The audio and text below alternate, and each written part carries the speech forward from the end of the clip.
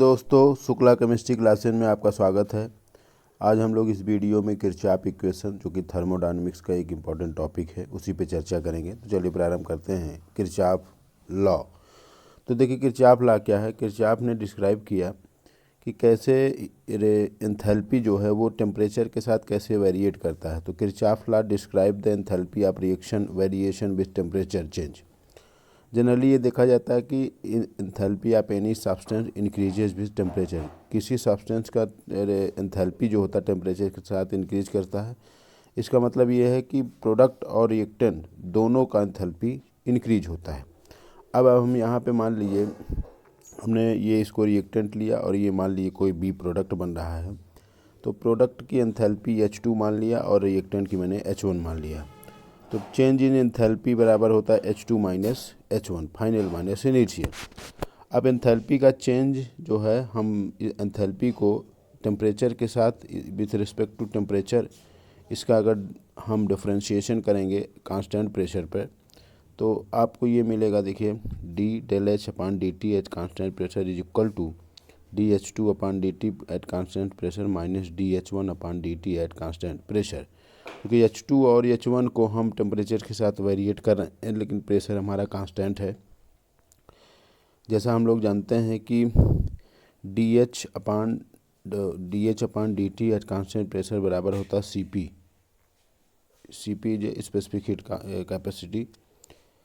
तो CP बराबर, अब यहाँ पे हम लोग CP का मान अगर रख दें इक्वेशन नंबर ये इस इक्वेशन में, तो CP का मान अगर रखेंगे तो देखिए ये DH2 है, तो यहाँ रखेंगे तो ये CP2 हो जाएगा, और DH1 के रखेंगे तो यहाँ CP1 हो जाएगा।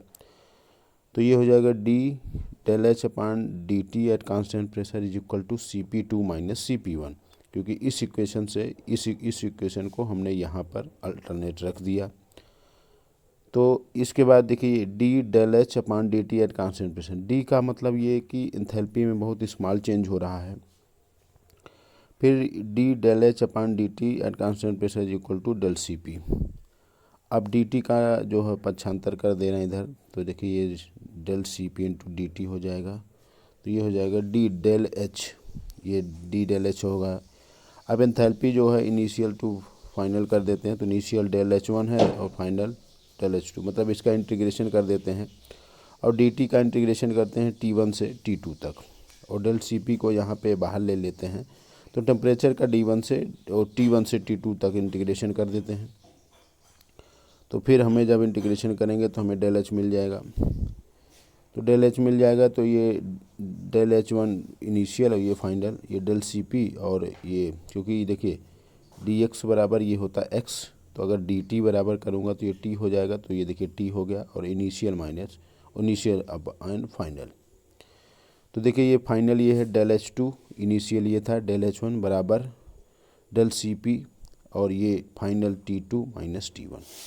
तो ये कैलकुलेशन के बाद अपना एक इक्वेशन मिला है। एक इक्वेशन ये है और एक इक्वेशन ये है। इसी को बोलते हैं किरचॉफ इक्वेशन।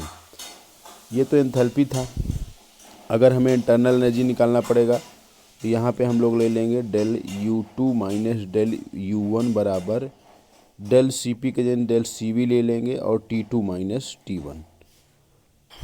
तो अगर इंटरनल एनर्जी और specific heat capacity at constant pressure, delta CP क्या है? Specific heat capacity at constant pressure. अगर specific heat capacity at constant volume दिया रहेगा तो हम internal energy del U2 del U1 बराबर, सब कुछ वैसे ही रहेगा, बस यहाँ पे ये चेंज कर देना है, और ये हो जाएगा डेल CV और T2 माइनस T1। तो ये इसके लिए है, एंथैल्पी के लिए, और ये इंटरनल एनर्जी के लिए, वेरिएशन इन टेम्परेचर। तो इसी को बोलते हैं किरचॉफ लॉ या किरचॉफ इक्वेशन।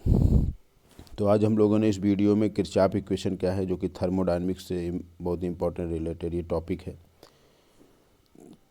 तो शुक्ला केमिस्ट्री क्लासेस को लाइक कीजिए और सब्सक्राइब कीजिए। धन्यवाद।